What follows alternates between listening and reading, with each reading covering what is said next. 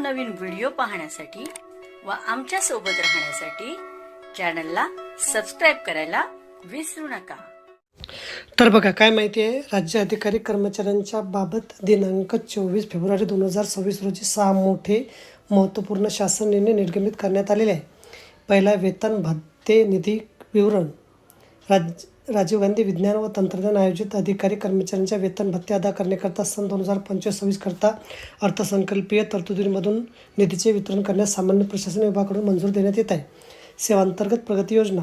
शासकीय महाविद्यालय संस्थांमधील सहाय्यक प्राध्यापक यांना सेवांतर्गत प्रगती योजना अंतर्गत वरिष्ठ श्रेणी व निवड श्रेणीमध्ये स्थान निश्चिती करण्याबाबत उच्च व तंत्र शिक्षण विभागाकडून मंजूर देण्यात आली आहे। पदोन्नती। भूविज्ञान व खनिकर्म संचालनालय नागपूर यांच्या आस्थापनेले भूवैज्ञानिक या संवर्गातून वरिष्ठ भूवैज्ञानिक या संवर्गात पदोन्नतीने पदस्थापना देण्याबाबत उद्योग, ऊर्जा, कामगार व खनिकर्म विभागामार्फत मंजूर देण्यात येत आहे।